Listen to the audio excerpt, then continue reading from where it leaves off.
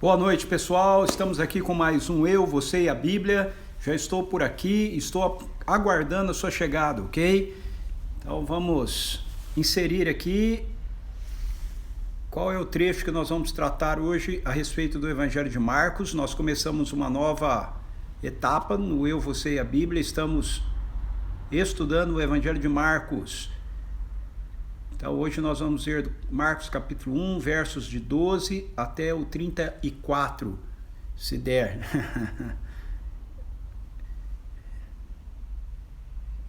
Então vou fixar aqui e por enquanto eu estou por aqui aguardando a sua chegada, ok? Entrei um pouquinho antes das 6 hoje. Enquanto você vai chegando por aí, eu vou te saudando e vou batendo um papo com a turma que vai chegando. Quero lembrar você de divulgar o Eu, Você e a Bíblia, ok? Para os seus contatos, para os seus amigos, você que participa aqui e que não é da comunidade presbiteriana Vinhedo, né? Não é da nossa igreja local aqui, divulga aí na sua igreja também, para os seus irmãos em Cristo. A intenção da gente é poder fazer com que as Escrituras, a Palavra de Deus, seja conhecida, ok? E amada pelo maior número possível de pessoas, tá certo? É muito bom ter você aqui com a gente, ok? Quero lembrar que cada edição do Eu e Você a Bíblia que a gente faz, cada uma das lives que a gente faz aqui, fica depois salva aqui no Instagram da CP Vinhedo, no nosso IGTV. Então você tem chance de assistir todas elas de novo ou enviá-las, né, para que contatos, amigos seus possam ver também, ok? Olá, Arnaldo, bem-vindo, é muito bom ter você aqui com a gente, chegando por aí. Olha a Norma aí também. Olá, Norma, muito bem-vinda.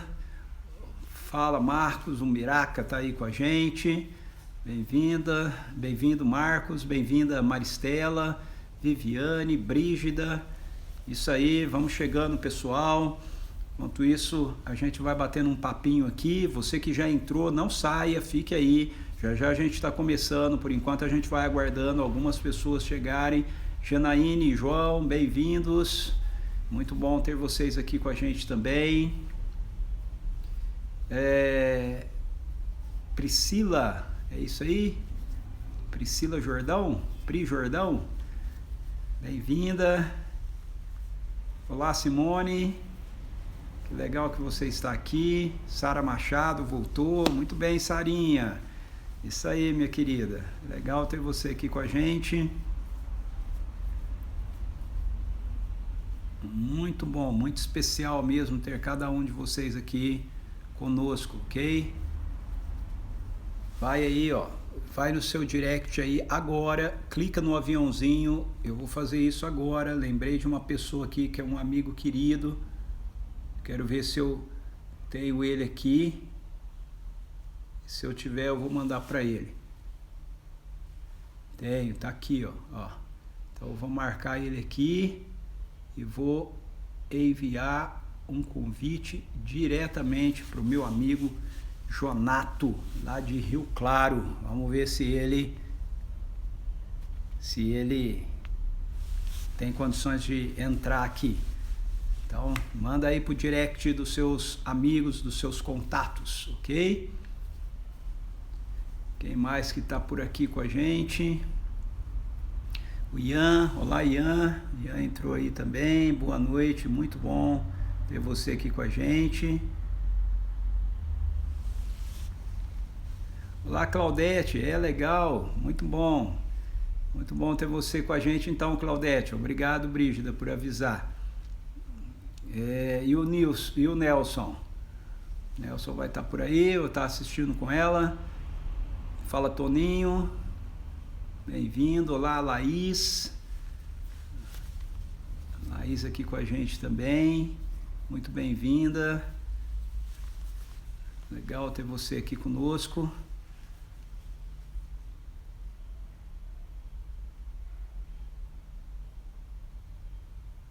Que pena, Vivi. A internet é complicada, viu?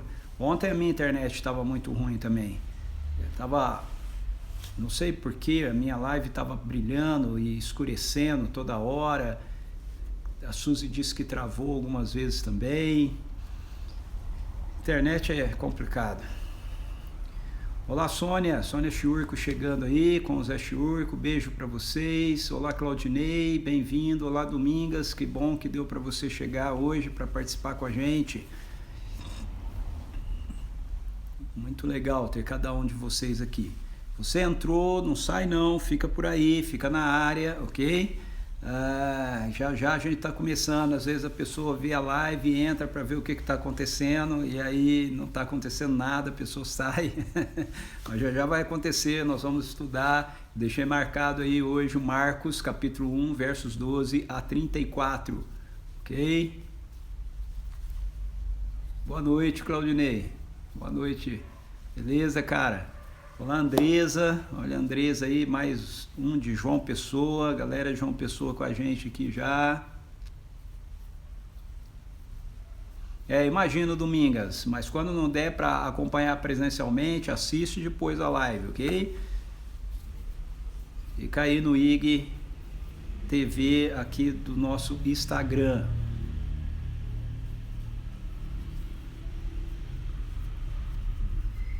Maravilha. Vamos lá, vamos dar uma olhadinha aqui.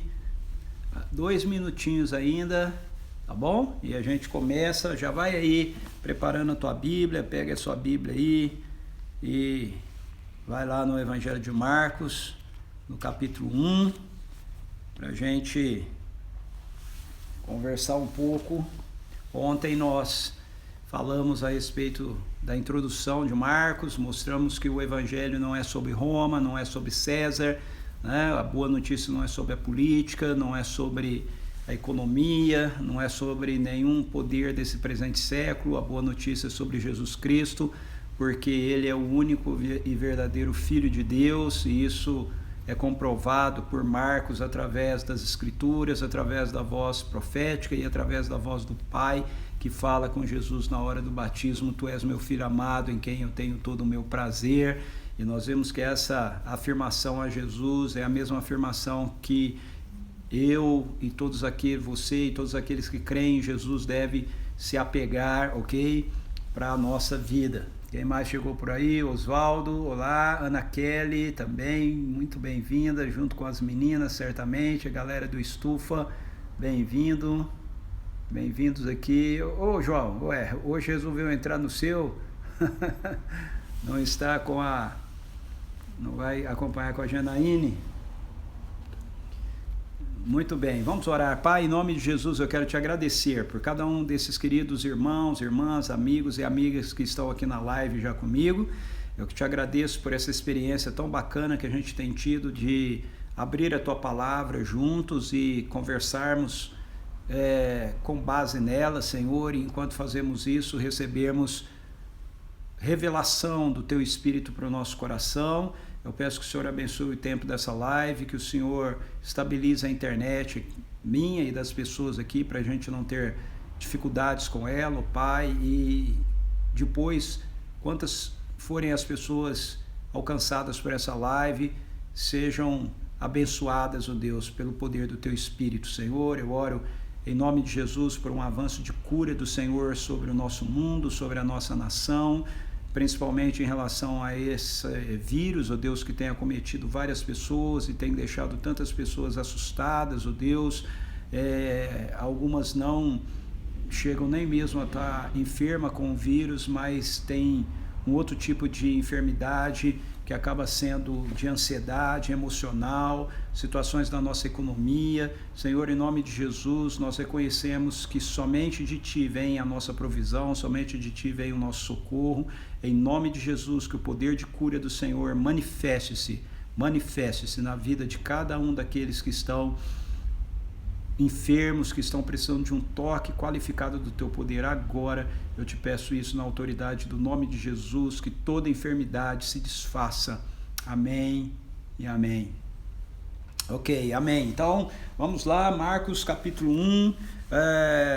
Nós vimos então ontem até o verso 11, quando nos fala a respeito do batismo de Jesus, e agora nós vamos ver do verso 12 até o verso 34, ok? Então, depois que Jesus foi batizado, opa, eu tenho que parar aqui agora para falar um oi para o meu amor que acabou de entrar. Oi, Su. Muito bom ter você aqui na live com a gente. Então, nós vimos que Jesus foi batizado por João, e no batismo ele vê os céus abertos. Isso é uma confirmação de uma expectativa profética, ok? Que é apresentada no livro de Isaías, dizendo: se tu rasgasse os céus, fendesse os céus e descesse a terra. Isso é uma comprovação. O céu foi fendido, Deus desceu à terra, ele estava ali encarnado na pessoa de um ser humano chamado Jesus.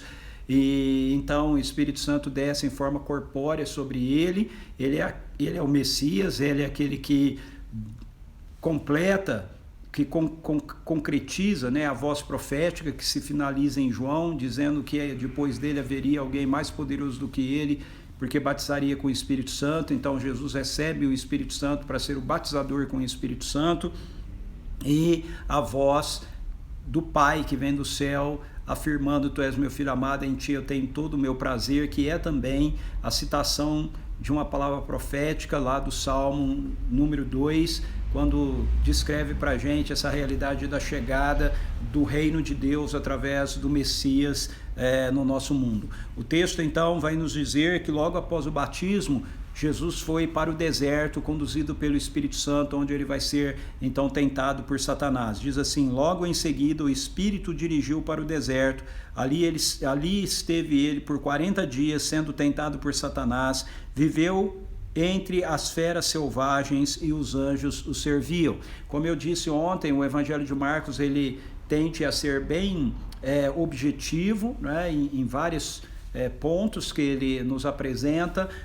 Ele mostra para a gente muito mais Jesus em ação, Jesus fazendo as coisas, Jesus realizando as obras do reino, do que narrativas de discursos, né, sobre Jesus. Por exemplo, Marcos só tem uma seção de parábolas, ok? Enquanto Mateus tem mais que uma, Lucas tem mais que uma, Marcos só tem uma seção de parábolas, porque a intenção dele é mostrar Jesus ativando o reino, Jesus vivendo o reino de Deus que ele trouxe. Então, após o seu batismo, o que acontece logo em seguida ao batismo é que Jesus é levado para o deserto, e ele tem o seu primeiro confronto com Satanás. Nós precisamos nos valer aqui um pouco. Eu não vou ler, ok? Mas nós vamos nos valer um pouco aqui das narrativas do batismo, tanto de Mateus quanto de Lucas, ok? Que são maiores. Depois você pode até ler lá, ok? A narrativa do batismo de Jesus que está em Mateus capítulo 4, e também a narrativa que está lá em Lucas capítulo 4 a respeito do batismo de Jesus, porque essas narrativas nos ajudam a entender apenas esses dois versículos que são bem resumidos por Lucas aqui. Por Marcos aqui. O que acontece é: Jesus é o Filho de Deus que se fez homem, ok? O verbo, a palavra que se fez homem, e ele se faz homem para cumprir o papel do Messias, que é esse ungido de Deus anunciado pelo Antigo Testamento, que viria trazendo o reino de Deus. Quando o reino de Deus vem, o que o reino de Deus vem fazer, na cabeça dos judeus, o que o reino de Deus iria fazer seria colocar fim a essa presente era má, mas para eles essa presente era má estava muito atrelada à perspectiva da perseguição, ok, ou do cativeiro que eles viveram e viviam naquele momento através de Roma. Mas o reino de Deus trazido por Jesus, ele não vem simplesmente nos libertar de um cativeiro humano, ele vem nos libertar do cativeiro da queda, do cativeiro do pecado, do cativeiro de Satanás. Então o reino de Deus, ele vem para destruir o reino de Satanás, ok? O império de Satanás, que foi estabelecido no mundo bom e perfeito de Deus por causa da nossa rebelião, ele foi destruído pela presença do reino de Deus que Jesus trouxe. Então o que acontece logo após o seu batismo é esse confronto com Satanás.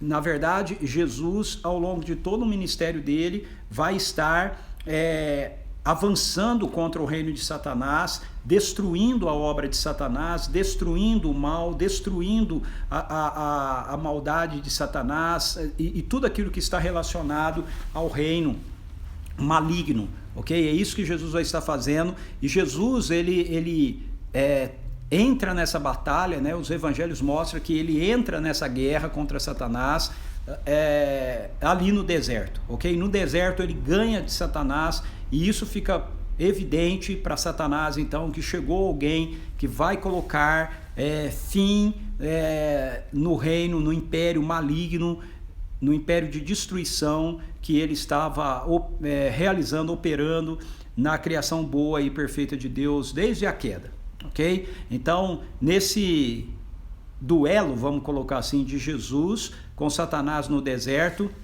nós temos essa situação que faz com que a afirmação que Jesus ouviu do Pai no batismo seja muito importante. Lembre-se que quem assistiu a live de ontem, né, eu falei que era fundamental a voz do Pai afirmando para Jesus que ele era o Filho amado, em quem ele tinha todo o prazer dele. Quando Jesus vai para o deserto, Satanás tenta Jesus quanto a essa afirmação do Pai, ok? Lá no Éden, a tentação de Satanás para com o ser humano foi semelhante a essa tentação que Satanás está fazendo com Jesus aqui. O que Satanás fez lá no Éden, disfarçado, né, de serpente, foi dizer aos seres humanos: aquilo que Deus disse é mesmo a verdade? Será que realmente dá para você confiar naquilo que Deus diz? Prove para você ver se aquilo que Deus diz realmente é verdade. E os seres humanos, coma da árvore, coma do fruto, né? E aí os seres humanos deram ouvidos à voz de Satanás por intermédio da serpente, não confiaram na voz de Deus que dizia: não coma, porque se vocês comerem certamente vocês morrerão. E eles comeram para provar se realmente era isso que iria acontecer ou não, e quando eles fizeram isso eles desobedeceram, e aí veio toda a consequência que nós temos experimentado e vivido nesses 21 séculos, né? Em todo esse período, desse tempo que a gente tem vivido, muito mais do que isso, né? Porque nós contamos 21 séculos a partir do século da encarnação de Jesus. Então, tudo que nós temos vivido desde a queda, ok? E aí Jesus vai para o deserto e Satanás usa a mesma estratégia. Jesus havia ouvido a voz do Pai dizendo para ele dos céus: tu és o meu filho amado, em quem eu tenho todo o meu prazer.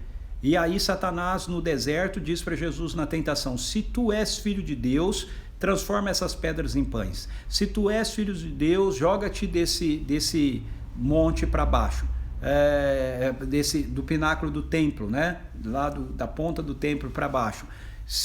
Entende? A tentação de Satanás é levar Jesus a duvidar da voz que ele ouviu. Essa é a tentação de Satanás, levar Jesus a duvidar que ele era o filho amado do Pai, por aquilo que ele havia ouvido. Então ele diz: como você pode ter certeza daquilo que você ouviu? Prove para você mesmo que você é o Filho de Deus. Se você é o Filho de Deus, transforme pedras em pães. Se você é Filho de Deus, lança-te do pináculo do templo para baixo. E Jesus, ele vence a tentação porque ele diz: não, eu não preciso fazer isso. Eu sei a voz que eu ouvi. Então, se você ler o Evangelho de Lucas e se você ler o Evangelho de Mateus, você vai ver que para cada tentação que Satanás faz, Jesus rebate a tentação citando um texto bíblico de Deuteronômio. E muitas vezes a gente, comentaristas bíblicos, né, falam que ele venceu Satanás citando as Escrituras. Mas veja, não é meramente que Jesus venceu Satanás citando as Escrituras, dizendo está escrito e porque estava escrito. Ele venceu a Satanás porque ele acreditava que aquilo que estava escrito estava de acordo com aquilo que ele havia ouvido do Pai. Ok? Então, de fato, ele está citando as Escrituras, mas ele está citando as Escrituras para dizer para Satanás: olha, eu sei o que eu ouvi, eu sei a voz que eu ouvi e eu confio na voz que eu ouvi, eu confio na voz do meu Pai. Eu não preciso transformar pedras em pães para mostrar que eu sou o Filho amado de Deus, porque o meu Pai disse que eu sou o Filho amado de Deus. Entende? Então esse é o primeiro ponto. É assim também que eu e você vencemos Satanás. Então, acreditando naquilo que o Pai nos diz, através das Escrituras. Aquilo que o Pai nos diz. Veja, o que o Pai disse para Jesus: tu és o meu filho amado em quem eu tenho todo o meu prazer. O Pai disse, a voz do Pai disse para ele, mas a voz daquilo que o Pai está dizendo para ele está registrado nas Escrituras. É a citação de um texto das Escrituras do Antigo Testamento. Então é a mesma maneira que funciona com a gente. Quando nós aceitamos Jesus como Senhor e Salvador da nossa vida, nós nascemos de novo. E as Escrituras nos dizem que todos aqueles que nele creram, deu-lhes o poder de se tornarem filhos de Deus.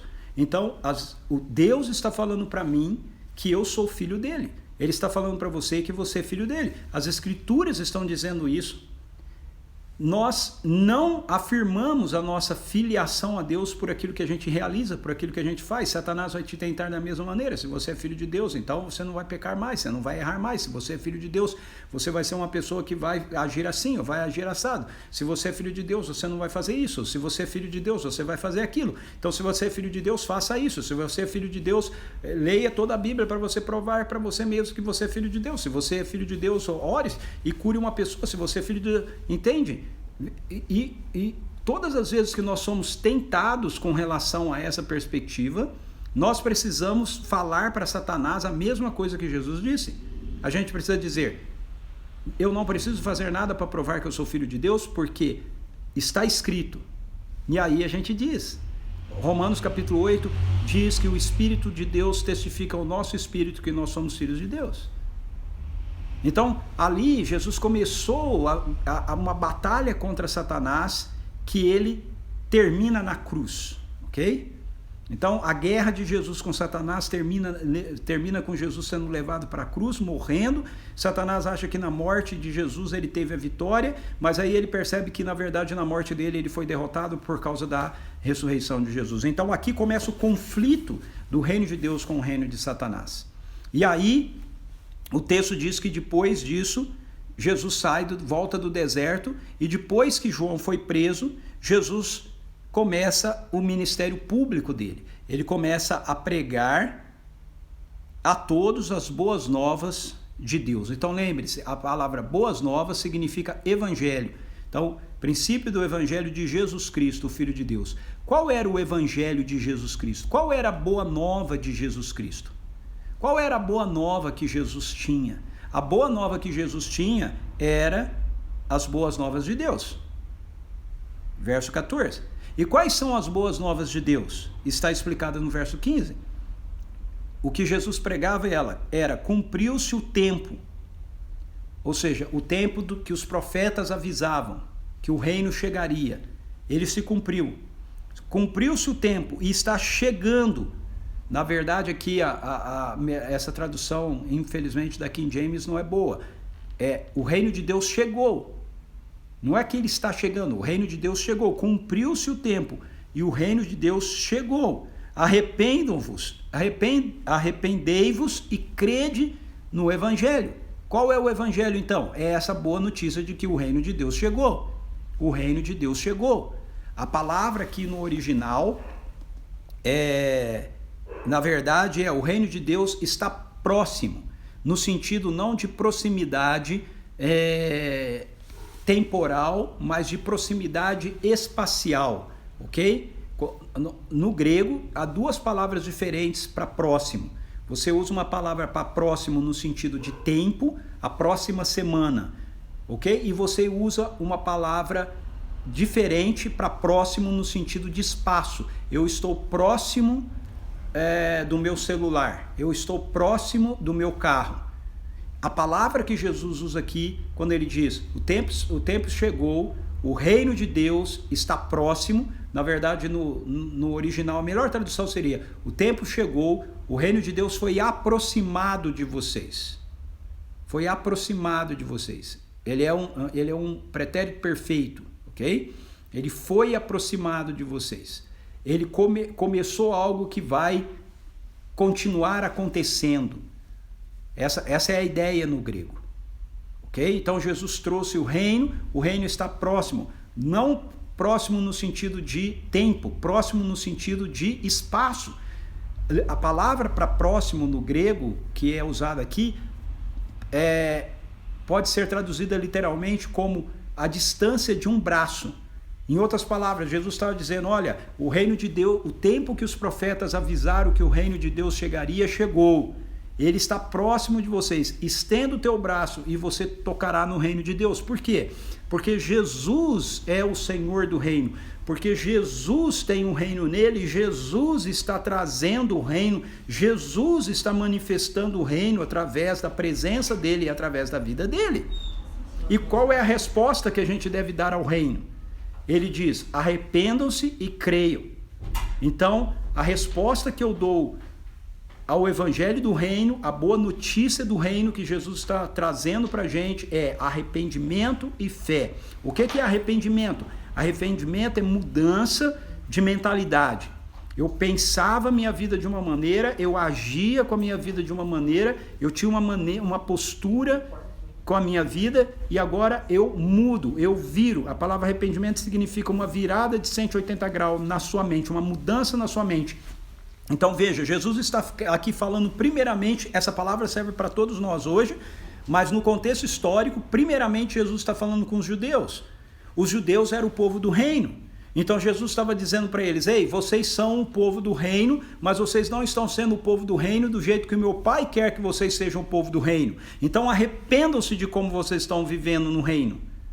Arrependam-se, mude a mente de vocês, mude a maneira que vocês pensam sobre o reino de Deus.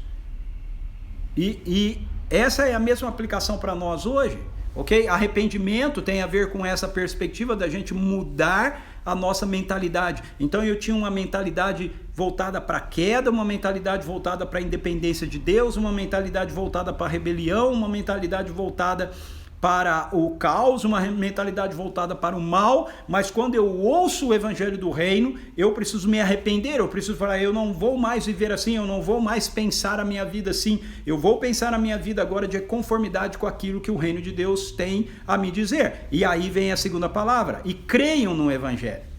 Ou seja, acreditem naquilo que o reino está apresentando para vocês, aquilo que eu estou trazendo para vocês, Jesus diz. Porque aquilo que eu estou trazendo para vocês são as realidades do reino. Então arrependam-se e creiam no evangelho.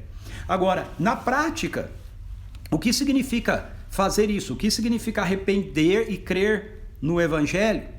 Então, nós temos uma ilustração do que significa arrependimento e fé no evangelho logo em seguida. O que acontece logo em seguida? Diz assim, caminhando pela praia do mar da Galileia, viu Jesus a Simão e seu irmão André lançando suas redes ao mar, pois eram pescadores. Então dirigiu-se a eles Jesus dizendo, vinde em minha companhia e eu vos tornarei pescadores de pessoas. Naquele mesmo momento eles abandonaram as suas redes e seguiram Jesus. Andando um pouco mais adiante, Jesus avistou Tiago, filho de Zebedeu, e seu irmão João. Eles estavam num barco consertando as redes. Sem demora os chamou, e eles deixaram o pai Zebedeu com os empregados no barco e partiram seguindo a Jesus. Então veja, essa história que Marcos coloca logo em seguida ao chamado de Jesus para a proclamação de Jesus, para crer no reino, se arrepender e crer no reino, é uma ilustração do que precisa acontecer na nossa vida quando nós verdadeiramente nos arrependemos e cremos no reino.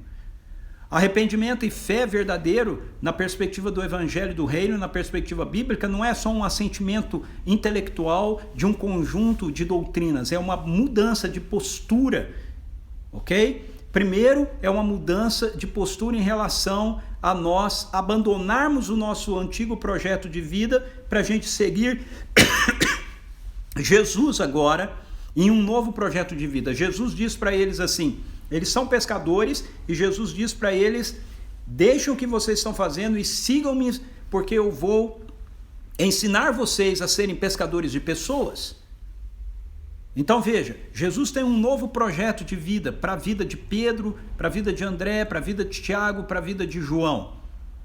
Isso é um projeto que Jesus tem para eles, que tem a ver com aquilo que nós chamamos de discipulado. Então, para que você realmente esteja experimentando o arrependimento do reino, você precisa ser uma pessoa que abandone o seu padrão de vida, você abandone os seus paradigmas antigos, você abandone os seus antigos conceitos e valores e você ande com Jesus. Veja que Jesus diz para eles: vinde após mim, ou na tradução que eu tenho usado aqui, vinde à minha companhia. Vinde à minha companhia.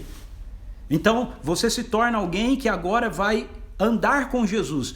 Isso é discipulado. Por que você anda com Jesus? Você anda com Jesus porque você vai aprender com ele. Ele diz: vinde à minha companhia, vinde após mim, andai comigo, e eu vos farei pescadores de pessoas. Ou seja, Jesus vai te ensinar a viver a sua vida. Jesus vai me ensinar a viver a minha vida. Eu ando com Jesus para que eu possa aprender a viver a minha vida com a vida dele. A pensar como ele pensa, a falar como ele fala e a fazer o que ele faz. Isso é crer, ok? Crer na Bíblia não é você saber um conjunto de coisas e falar: eu acredito nisso. Não, crer na Bíblia é que esse conjunto de coisas que você diz que você acredita leva você a uma vida de relacionamento, de intimidade, de compromisso, de fidelidade, de seguimento, de discipulado a Jesus. Ok? Se isso não acontecer, a gente corre o risco de se cumprir na vida da gente aquilo que Jesus diz no Evangelho de Mateus: muitos são chamados, poucos são os escolhidos.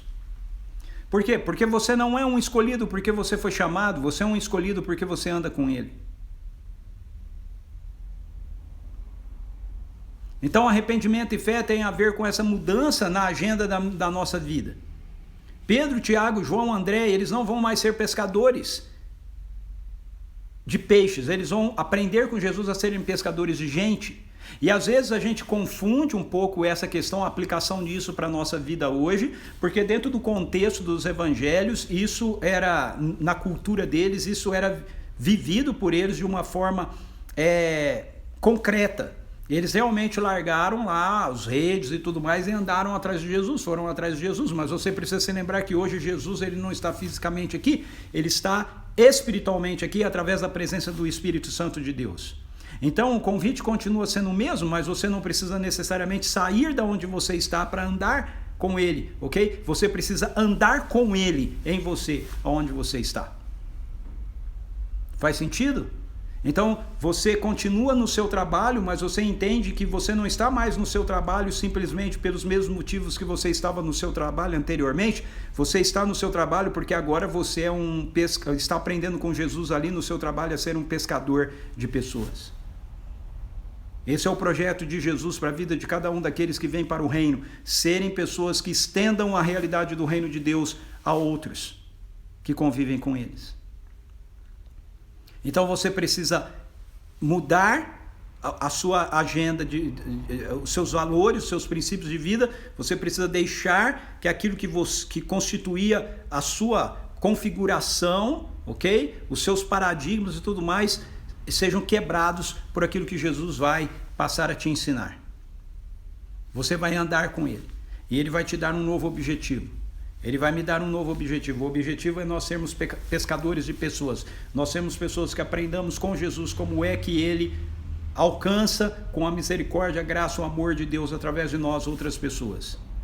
Inclui também a gente romper com uma fidelidade básica com pessoas que nós tínhamos anteriormente. Veja que Tiago e João estavam no barco com seu pai Zebedeu e quando Jesus os chama, o texto diz que eles deixam no barco o seu pai Zebedeu. Nós temos que amar os nossos pais, ok? A Bíblia diz isso: ame o seu pai e sua mãe, honre seu pai e sua mãe. Tem que amar nossa esposa, nosso filho, nossa filha, mas nós não podemos amá-los acima de Jesus. Jesus requer uma fidelidade a Ele absoluta, porque Ele é o Senhor do reino.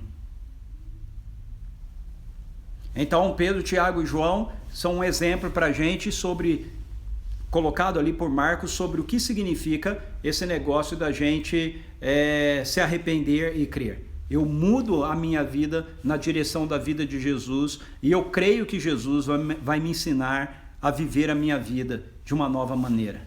Isso é arrependimento e fé nos evangelhos. Esse é arrependimento e fé no reino. Não é só eu dizer, eu creio que Jesus morreu na cruz para me salvar. E aí eu continuo vivendo a minha vida da mesma maneira. Não. Se eu creio que Jesus morreu na cruz e que a morte dele me trouxe a salvação, é porque eu creio que ele, através da morte dele, eu fui tirado do reino das trevas e eu fui trazido para o reino de Deus. Então houve arrependimento e agora eu creio que a minha vida deve ser vivida a partir dos paradigmas apresentados a mim por Jesus como Senhor desse reino.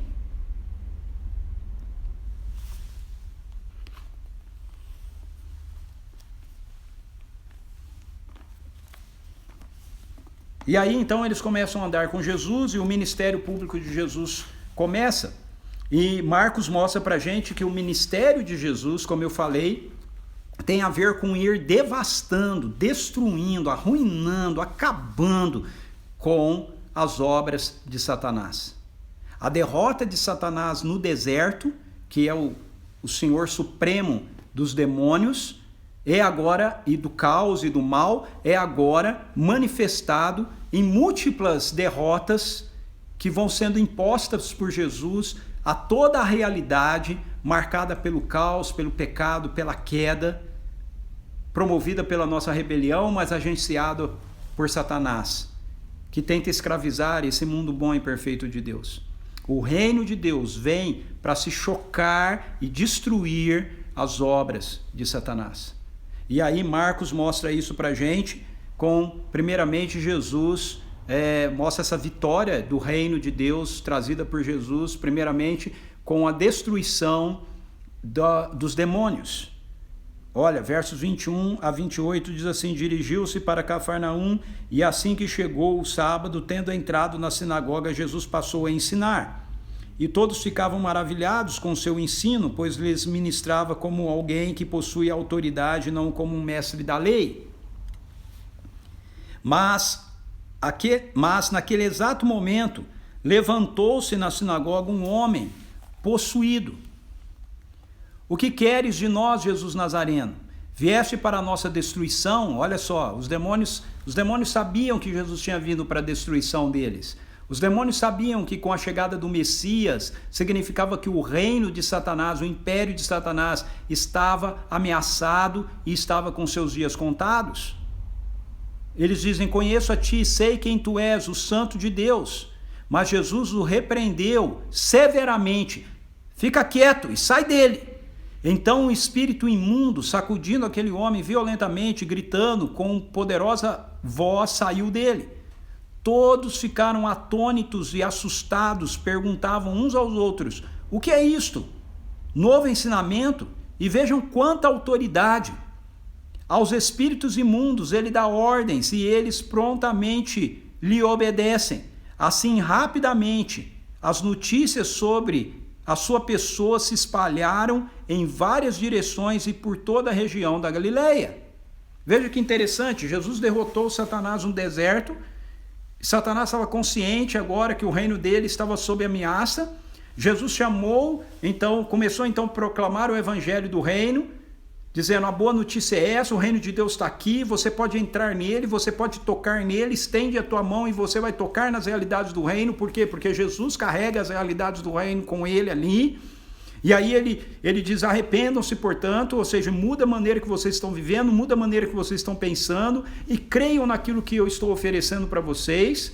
E aí nós temos o exemplo do que significa isso com Pedro, Tiago, João e André, e agora eles estão andando com Jesus e Jesus começa a ensiná-los o que significa serem pescadores de pessoas. E ser pescador de pessoas significa, antes de mais nada, libertar pessoas do poder destruidor dos demônios. Jesus chega numa sinagoga e diz: uma sinagoga é como o prédio de uma igreja, ok? É um lugar onde eles se reuniam para estudar a Bíblia, para estudar, no caso deles, o Antigo Testamento. para adorar a Deus. E veja, ele diz que ali naquela sinagoga, de repente ele começa a ensinar e de repente se manifesta um demônio através da vida de um homem. Em outras palavras, tinha um demônio dentro daquela sinagoga. Ele estava escondido em um homem, possuindo um homem. E no ensino de Jesus, que é um ensino que carrega a autoridade do reino de Deus, os demônios não podem ficar escondidos. Quando Jesus chegava num lugar, os demônios não tinham como se esconder dele, os demônios tinham que se mostrar e eles eram banidos, eles eram destruídos. Quando o reino de Deus chega, os demônios caem por terra, porque essa é a autoridade do reino. Então, ser um pescador, Jesus ia ensinar aqueles homens a serem pescadores de pessoas, e ser pescadores de pessoas significa, antes de mais nada, ser alguém que vai libertar pessoas do jugo satânico, do jugo dos demônios, da possessão demoníaca, do medo que os demônios impõem sobre a vida das pessoas, das mentiras que os demônios impõem sobre a vida das pessoas. Por quê? Porque quando nós pregamos o evangelho do reino, nós fazemos isso com a autoridade de Jesus, e quando nós fazemos isso com a autoridade de Jesus, os demônios não podem se esconder. Eles ficam apavorados porque eles sabem, ele está aqui, Jesus está aqui, o Messias chegou, nós vamos ser destruídos.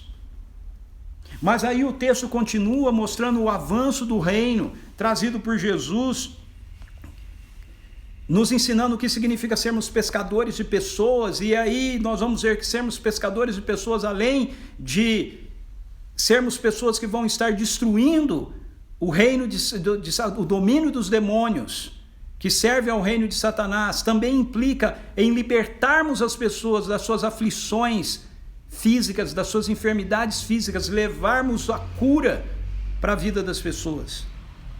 E isso é colocado para a gente nos versos 29 e 34, e o texto diz assim: e assim que saíram da sinagoga, dirigiram-se para a casa de Simão e André, juntamente com Tiago e João. A sogra de Simão estava deitada com muita febre, preste atenção nisso. A sogra de Jesus estava deitada, de Pedro, a sogra de Pedro estava deitada com muita febre, e logo falaram com Jesus a respeito dela. Então, aproximando-se ele, a tomou pela mão e a levantou. A febre imediatamente a deixou, e ela se pôs a servi-los.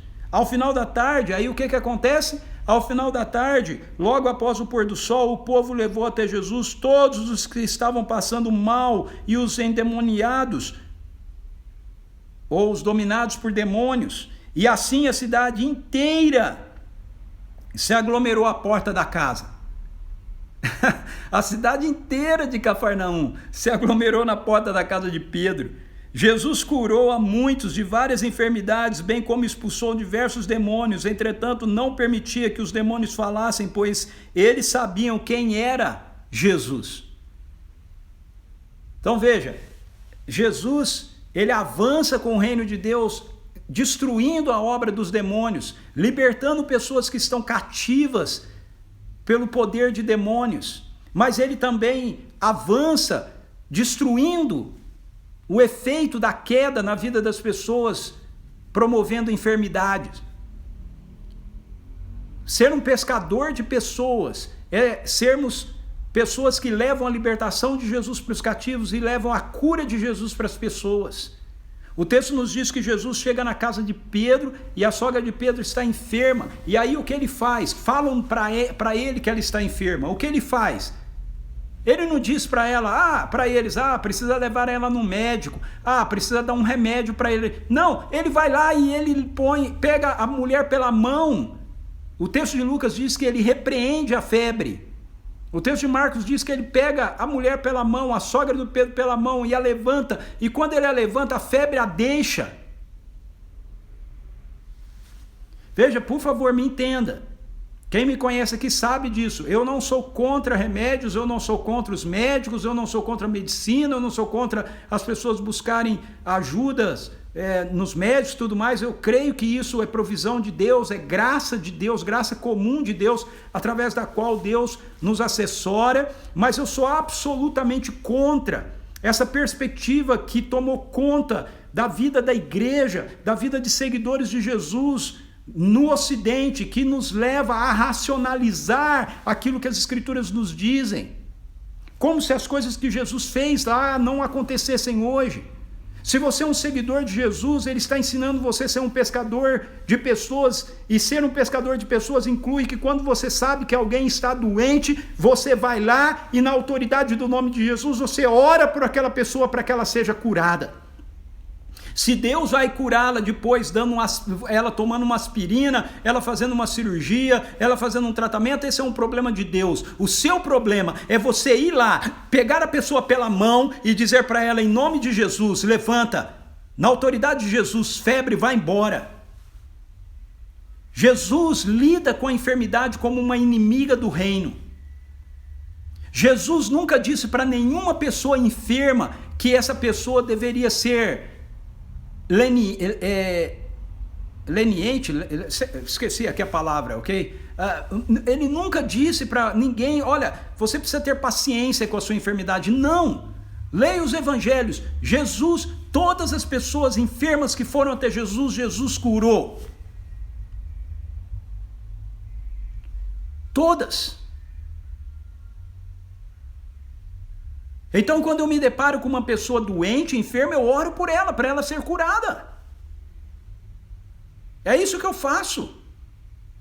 Algumas pessoas se sentem incomodadas comigo com relação a isso, porque você ora, toda hora você ora para o enfermo, toda hora você fala, sim, toda hora. Hoje eu estive numa casa que fui comprar pregos aqui, numa casa de material de construção. Eu cheguei lá e vi uma mulher que estava com uma munhequeira ortopédica na mão, no caixa, me atendendo. Eu olhei para ela e falei, como é o seu nome? Juliana. Eu falei, Juliana, você está com tendinite? Supus que ela estava com tendinite. Não, eu não tinha recebido uma palavra de sabedoria, mas eu achei que ela estivesse com tendinite. E ela disse, não, eu caí, apoiei o meu braço e eu sofri uma luxação. Eu falei, eu posso fazer algo por você? Coloquei a minha mão sobre a mão dela e disse, Pai, eu te agradeço pelo teu amor pela Juliana. Na autoridade do nome de Jesus, toda a luxação se desfaça agora. Na autoridade do nome de Jesus, todos os nervos, todos os músculos, todos os tendões machucados, afetados por essa queda, regenere-se na autoridade de Jesus. Se há dor aqui, cesse agora na autoridade do nome de Jesus. Por quê? Porque quando eu leio os evangelhos, eu sei que Jesus me chamou para andar após ele, para ele me ensinar a ser um pescador de pessoas, e o que ele me ensina como pescador de pessoas é que eu tenho que expulsar os demônios e eu tenho que curar os enfermos. Proclamando o reino de Deus chegou. É isso que Jesus está ensinando aqui para Pedro. Veja, venham após mim, eu vou ensinar vocês, eu vou fazer vocês serem pescadores de pessoas. Jesus está ensinando para eles, entende isso? Jesus está mostrando para eles como você é um pescador de pessoas, como você se torna um pescador de pessoas, como você manifesta a realidade de que o reino de Deus chegou. E um outro detalhe que eu quero mostrar ainda nesse texto. O que é que a sogra de Pedro faz imediatamente após ela ter sido curada?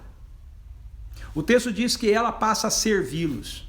Então agora eu quero falar algo aqui, quero mostrar algo, ensinar algo aqui, a partir do Evangelho de Marcos, para as nossas vidas quando nós recebemos cura. Veja, Jesus não te salva, Jesus não te liberta dos demônios, Jesus não te cura para que depois você volte a viver a sua vida do jeito que você estava vivendo antes.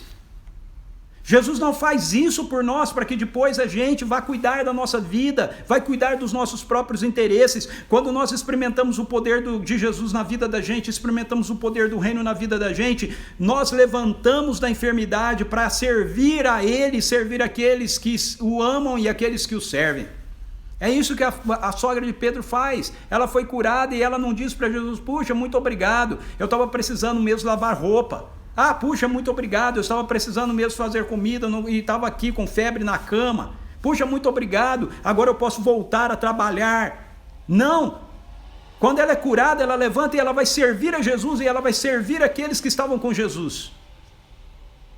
Hoje em dia nós temos muitas pessoas, infelizmente várias delas que se dizem cristãs, crentes na igreja, que elas querem que Jesus as cure, elas querem que Jesus as abençoe, elas querem que Jesus as liberte, elas querem que Jesus faça as coisas por elas, elas querem que Jesus faça com que elas melhorem, mas sabe para quê? Para que elas possam voltar a cuidar dos seus próprios interesses, dos seus próprios negócios, mas Jesus opera na sua vida e na minha, meu querido e minha querida, para que então depois a gente vá servi-lo e vai servir o seu reino, e não cuidar dos nossos próprios interesses. Está aqui. Você não sabia que você ia cair nessa cilada quando eu falei para você que a gente ia ler o Evangelho de Marcos, né? Está aqui, é bom, as escrituras estão aqui, ok? Eu só estou falando aquilo que está aqui, mas eu tenho que terminar. Por fim, o texto nos diz que sermos seguidores de Jesus, que sermos aprendizes dele, arrependermos e crermos no Evangelho, para sermos pessoas que estão aprendendo agora a viver a vida do reino com Jesus, ok? Inclui a gente seguir a agenda do Pai para a missão.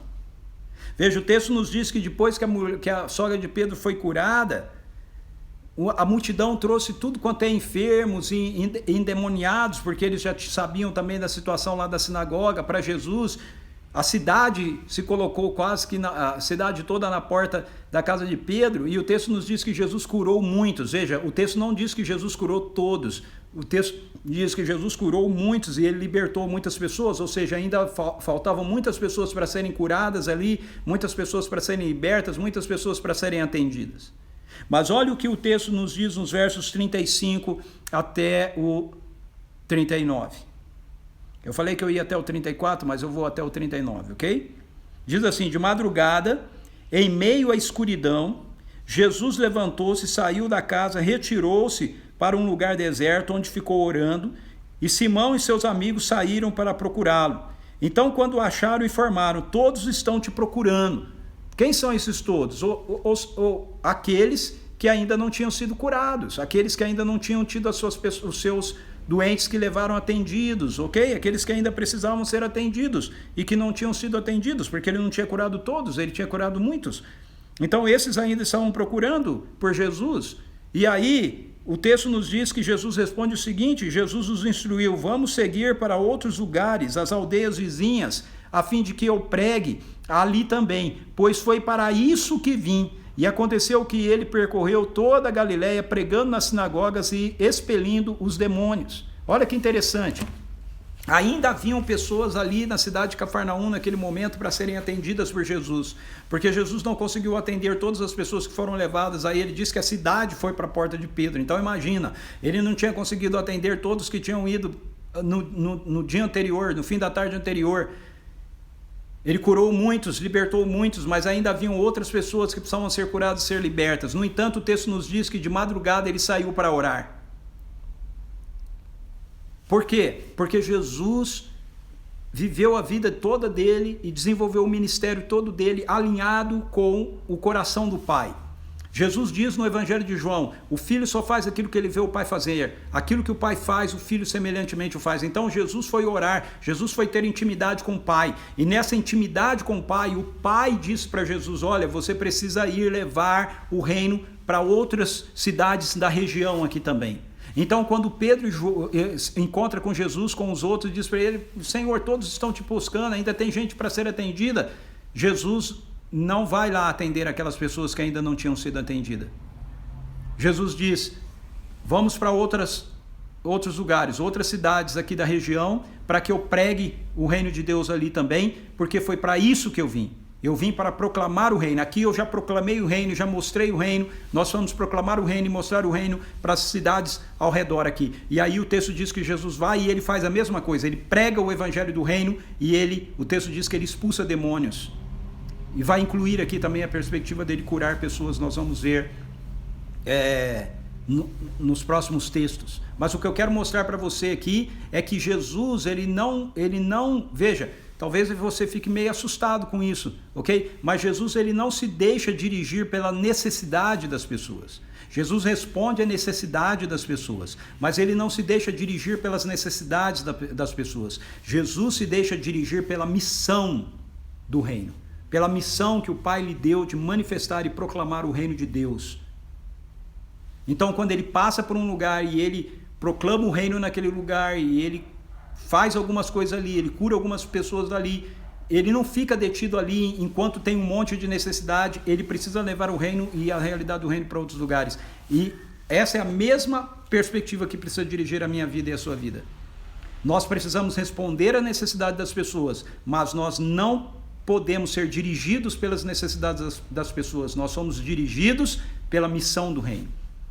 O que nos dirige é a importância de proclamarmos o Evangelho, de curarmos, libertarmos, proclamando o Evangelho, seguindo a direção do Pai. Já fizemos aqui, ainda tem outras pessoas aqui que precisam, mas nós já operamos aqui por um tempo, nós precisamos ir agora para outro lugar. Jesus está nos orientando, o Espírito está nos mandando ir em outra direção, alcançar outras pessoas. O que eu quero que você entenda é que Jesus, ele ama as pessoas, e Jesus, todas as vezes que Jesus faz algo por alguém, ele faz por causa do amor dele por essas pessoas, mas porque ele reflete o amor do Pai por nós, ok? O amor de Deus pela humanidade, mas Deus não se deixa dirigir pelas necessidades da humanidade, Deus se dirige pela sua missão.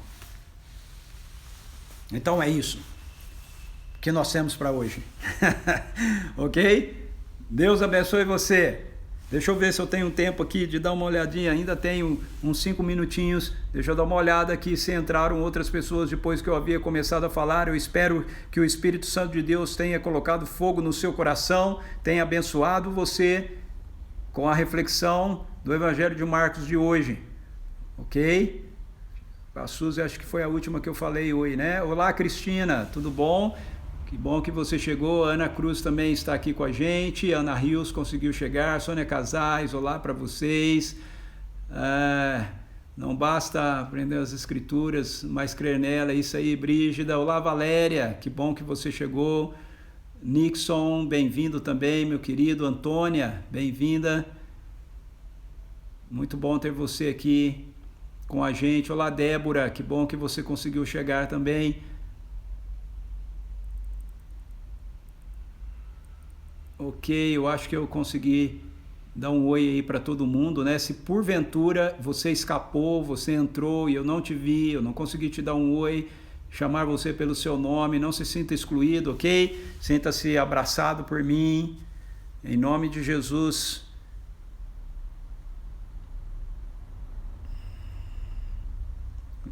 Olá, Laci, aí, o Laci entrou aqui.